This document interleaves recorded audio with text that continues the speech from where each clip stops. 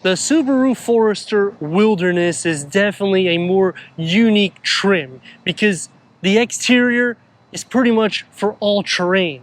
They increase the ground height. They give some skid plates. It's more rugged around the whole exterior and even on the interior. This is in crystal white pearl here at Subaru Lakeland.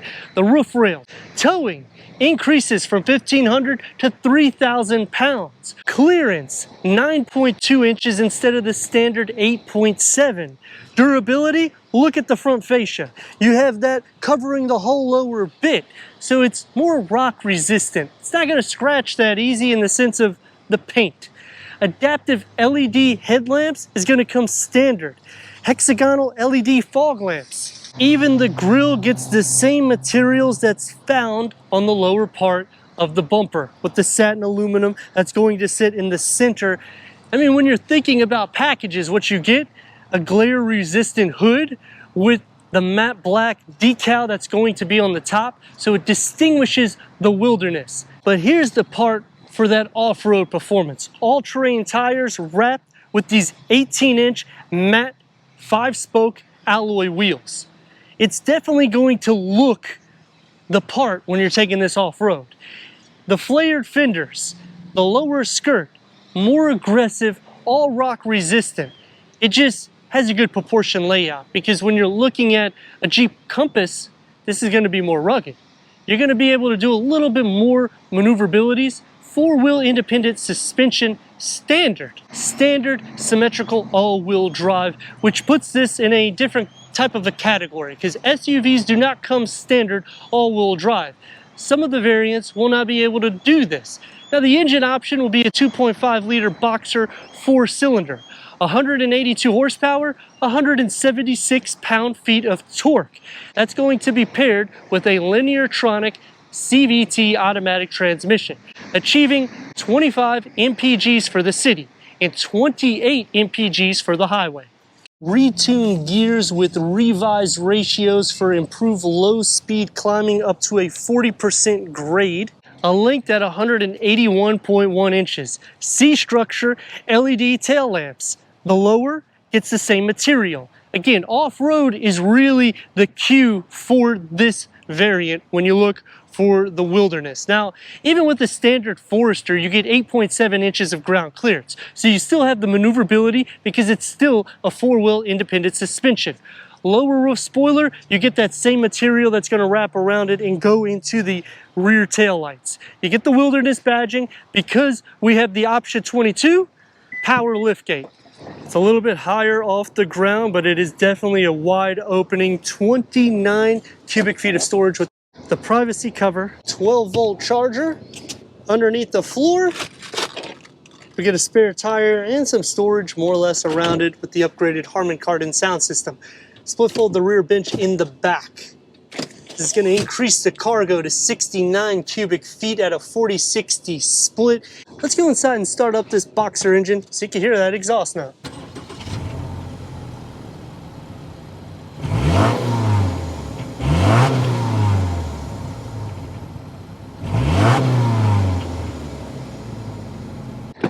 Going inside the Wilderness with the increased ride height, it's still easy to go in. You don't need any running boards. Don't be concerned if you're not as tall as me. Headroom at 40.2 inches. Legroom 43.3 inches. 10-way power seat adjustment for the driver. 4-way manual adjustment for the passenger. Wilderness badging on the sides and on the headrest. StarTech water repellent seat with anodized copper accents. The dashboard will be similar to the Crosstrek, just more grown up because it's wider in the interior. We have the navigation and the upgraded Harman Kardon because of option package 22 with the pinch, the swipe, click home, Apple CarPlay, Android Auto, Sirius XM, AM, FM, streaming, Bluetooth audio, reverse camera, 180-degree front camera that you push right here. And you can see more or less almost a 360 degree. The dash is going to be more flat but rounded off, and the air vents get carved out from the door panels. More anodized copper accents. Climate control, a storage pocket with two USB ports and a 12 volt. You get the anodized copper accents and the contrast stitching with the leather gloss black. Enhanced dual function X mode, retuned snow, dirt, deep snow, and mud. Two-stage heated seats, and the key fob for the Forester, with another little storage pocket here. What I have noticed though is the storage pockets are getting a little small for the year. You can barely fit a phone much bigger than mine, and you can't even really fit it right here. Soft for your elbows, open up inside. It's a deep storage pocket with a 12 volt. The steering wheel is 3-spoke, multi-function, adaptive cruise control, lane keep assist. All of your informational buttons, again with the anodized copper accents. Paddle shifters, your stocks, and the push button start with the gauge cluster that goes through a little bit of information for the driver. Otherwise, all the information will be right here in the center cluster. You'll just hit the information button to go through it so you can see everything else besides that 180-degree camera. Subaru EyeSight is pushed back, so it's a lot easier than the cross track to move your hands around. The door panels gets the same materials from the exterior that's around the wheel wells and on the lower part right here. StarTech, water repellent everywhere else. One touch up and down for your front windows in the same material here. It's going to be harder materials, but it's really still pretty soft to touch, with a long storage pocket that tapers off in here that you can fit a beverage or bottle holder in the front.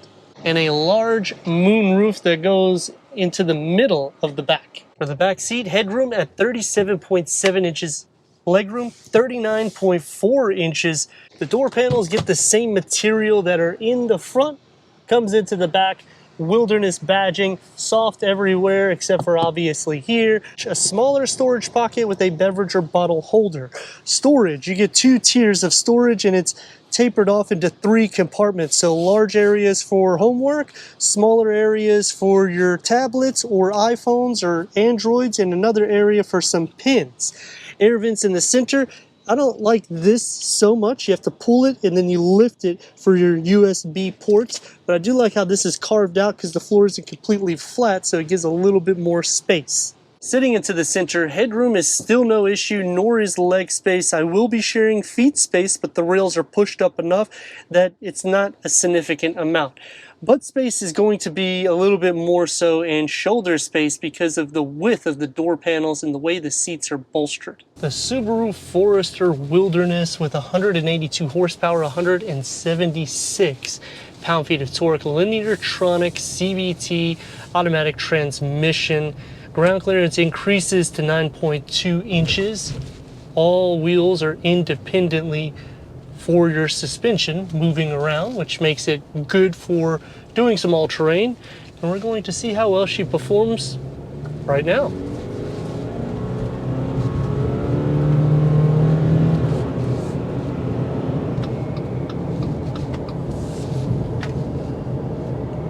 Maneuverability is good on the road. The steering wheel has a little bit of weight to it. There's not really a lot of play in it, so it kind of makes it a little bit more desirable than Jeep.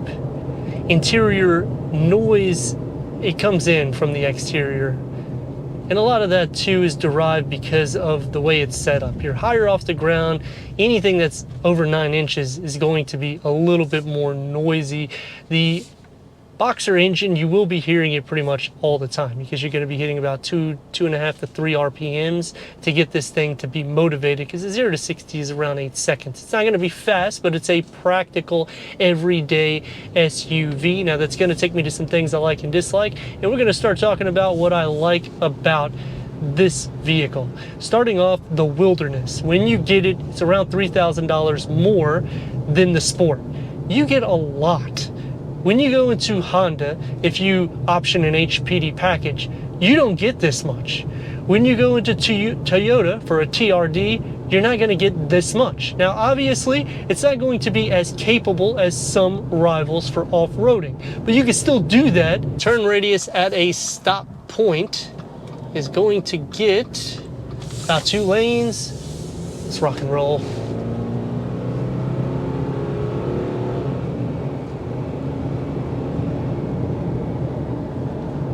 Taking me to the next thing that I like is the clearance is standard at 8.7 inches, which is one of the best in class compared to pretty much everybody. Obviously, Jeeps can get a lot more clearance and you can do some fording through water. And if you want to spend even more money and go into Land Rover, you could do a lot more. But everything you're getting, and it's still a daily use, it's not something that you have to get running boards. I wouldn't even recommend doing it because it's going to take away from the aesthetics, which takes me to the last thing that I like. On the whole lower bit of the body, you have rock chip resistant material. You get that skid plate also. Three things that I dislike starts off with the cup holders for the front occupants are pushed back, and me using them, it's not really in an area that makes it user friendly. You obviously get used to it after owning it. It's just, it would be nice if they configured it different. Taking me to the second thing, the cubbies are too small now.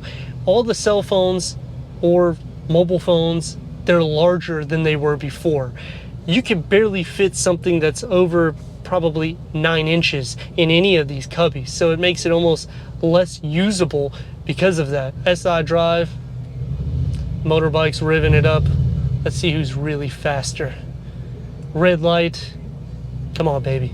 I'm gonna inch up a little bit, show him that I'm ready. Oh yeah, you hear him? We're gonna see who's faster. Here we go. Let's go. Let's go, Subi.